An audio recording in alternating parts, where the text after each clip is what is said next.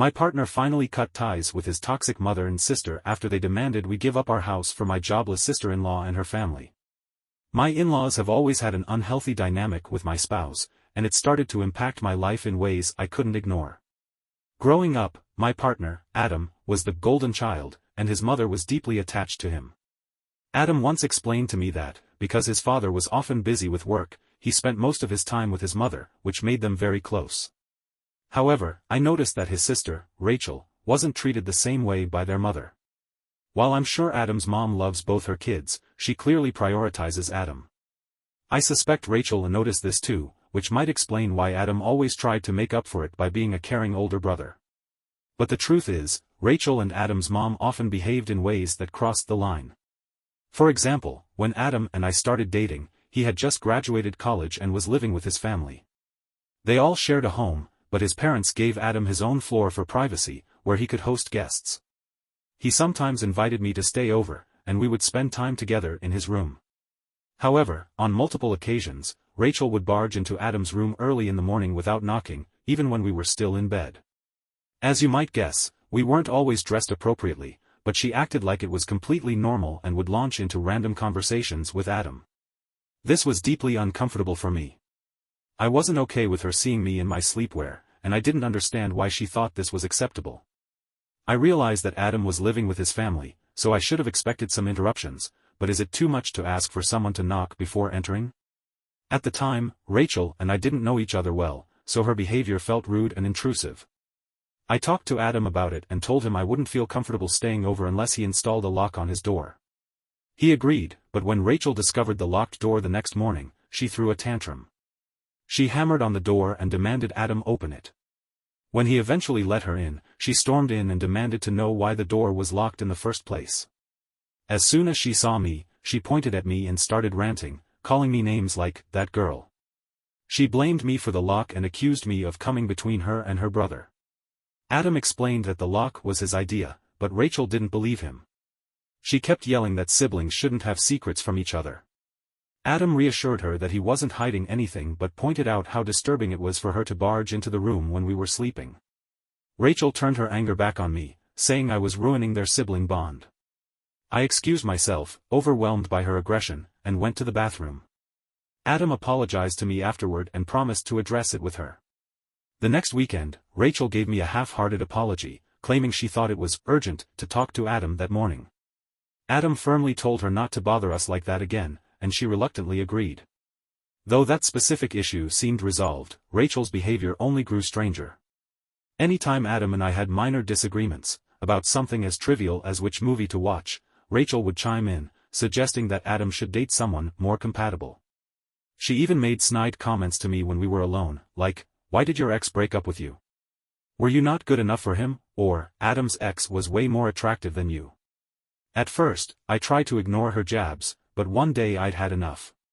When Rachel compared me to Adam's ex again, I fired back, "Well, I liked my ex's family better because they weren't nosy and overbearing." That shut her up for a while, but her attitude didn't improve. Even though Rachel's behavior was troubling, Adam's mother, Elaine, was just as problematic. When I first started dating Adam, Elaine completely ignored me. But once she realized our relationship was serious, her attitude shifted, though not in a positive way. She acted like I was trying to steal her son from her.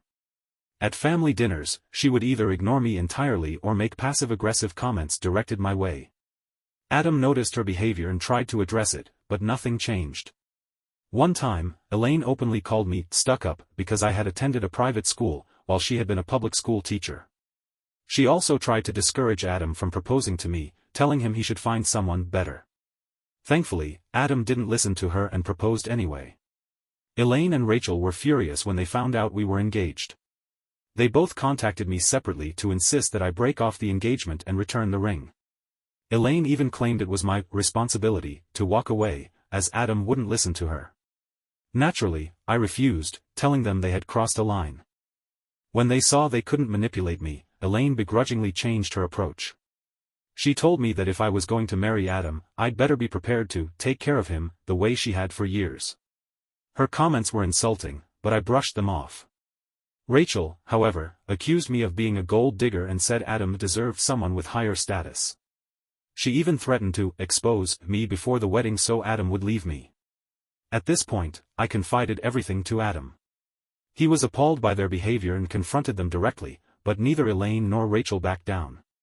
Adam reassured me that their opinions didn't matter to him and that he loved me no matter what. Even so, I couldn't help but feel hurt by their rejection.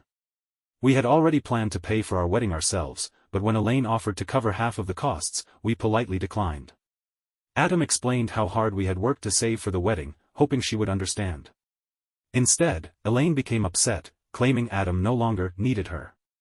To smooth things over, we compromised by allowing Elaine to plan the rehearsal dinner.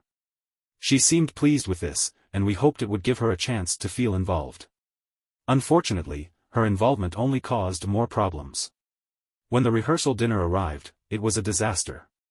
Elaine chose a venue with plastic tablecloths and picnic tables, serving cheap takeout instead of a proper meal. She sulked the entire evening, drinking too much and complaining loudly about how stressful the wedding planning had been for her, despite contributing nothing financially or logistically. Eventually, Adam's father, Richard, had to escort her out of the event. Rachel tried to excuse her mother's behavior, but Richard wasn't having it. Meanwhile, I couldn't shake the feeling that Elaine and Rachel would try to ruin the wedding itself. That night, Adam and I had our first serious argument. I told him that if his mother and sister attended the wedding, I feared they would overshadow the event. I demanded that he uninvite them. Adam initially protested, promising me that his father would keep them in line. But I had reached my breaking point. I told him firmly that if they were allowed to come, there would be no wedding at all. My ultimatum startled Adam, but it seemed to make him realize how serious the situation had become. The next morning, Adam called Richard and told him Elaine and Rachel were no longer invited. Richard wasn't surprised and assured Adam he would handle it. Shortly after, Elaine and Rachel started bombarding Adam with phone calls, begging to attend. Elaine accused me of tearing the family apart, while Rachel called me a manipulative gold digger. Adam, however, remained steadfast and refused to let them attend. Later, I found out through Adam's cousins that Rachel and Elaine had planned to wear white dresses to the wedding. In a family group chat, Rachel had even encouraged other women to wear white, claiming there was no reason for the bride to be the only one. Learning this erased any lingering guilt I had about uninviting them. In the end, the wedding went off without a hitch. It was a beautiful day, free from drama. Elaine and Rachel stopped speaking to me after that, which honestly felt like a blessing. They occasionally invited Adam to family dinners, but I didn't mind being excluded. Richard, however, continued to stay in touch with both of us and was always kind. After the wedding, Adam and I saved diligently to purchase our first home, and this year, we finally made it happen. Owning a home together felt like a monumental achievement, and we were overjoyed. To celebrate, we hosted a modest housewarming party. Adam's parents and Rachel were invited, but I opted to visit my family instead to avoid any unnecessary drama. The real trouble began a few weeks later when Elaine unexpectedly called me. It was surprising because she hadn't reached out to me directly since the wedding. Her tone was strangely pleasant at first. She asked how I was doing and casually inquired about my life. I played along, unsure of her intentions, until she made a pointed comment about how spacious our home must feel with only Adam and me living there. Her remark hit a nerve. Adam and I had struggled for years with infertility. We had mourned the loss of the dream of having children and gradually accepted our reality. This was something Elaine was fully aware of, making her comment all the more cruel. Then she dropped the real bombshell: Rachel was pregnant again. This would be her 6th child, and Elaine felt it was only fair that Rachel and her family move into our home. According to her, a couple without children didn't need such a large house, and Rachel's growing family deserved it more. I was stunned. I asked her if she was joking, but Elaine assured me she was completely serious. She even claimed Adam had agreed to the arrangement, which struck me as odd because Adam and I had always been transparent with each other. I knew he would have told me if such a conversation had taken place. I firmly told Elaine that no one would be moving into our house without my agreement. I added that while I'd be willing to help Rachel in a temporary emergency, a permanent arrangement was out of the question. Elaine didn't take this well. She accused me of being selfish and declared that, as a good daughter-in-law, it was my duty to make room for Rachel's family.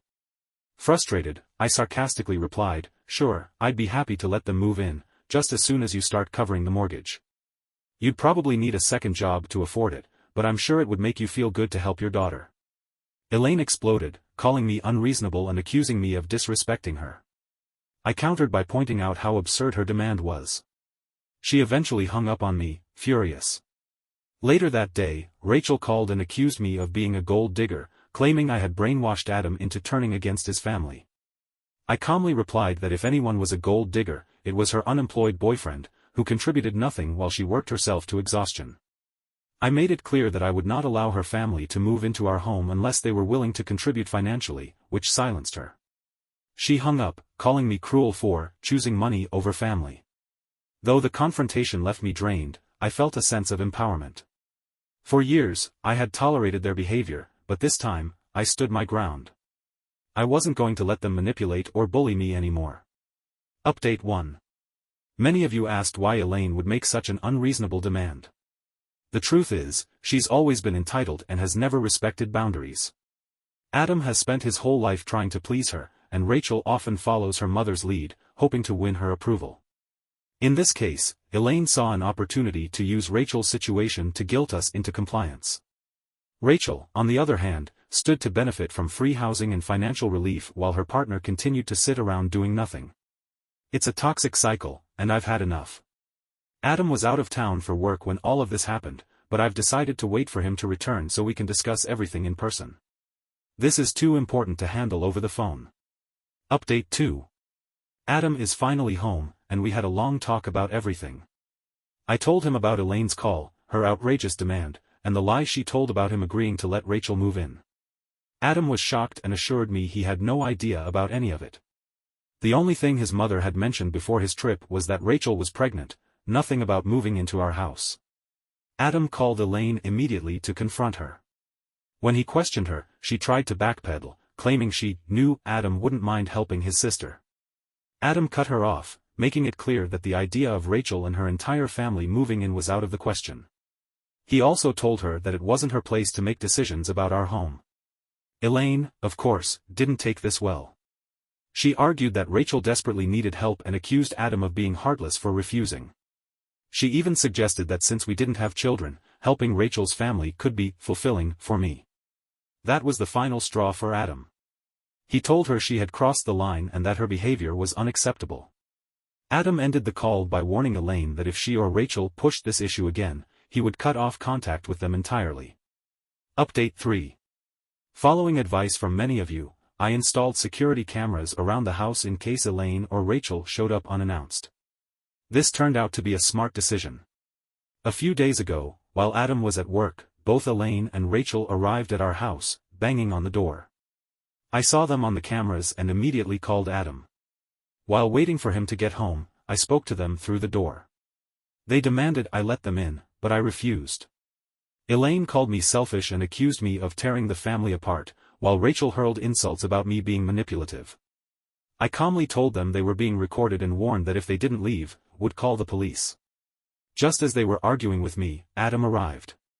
He didn't waste any time, telling them firmly to leave. When Elaine tried to plead with him, he cut her off, reiterating that they were no longer welcome at our home. He warned them that if they returned, we would involve law enforcement. They eventually left, but their expressions made it clear they hadn't expected Adam to stand up to them. Final update. It's been peaceful since that confrontation. Adam has fully supported me, and we've decided to focus on moving forward with our lives. Elaine and Rachel have stopped contacting me, and Adam hasn't heard from them either. I'm grateful to have a supportive partner who finally recognized the toxicity of his family. Thank you to everyone who offered advice and encouragement, it's made a world of difference. Thank you for watching the video, subscribe and turn on notifications to be the first to have radish and real stories with you. Have a great day.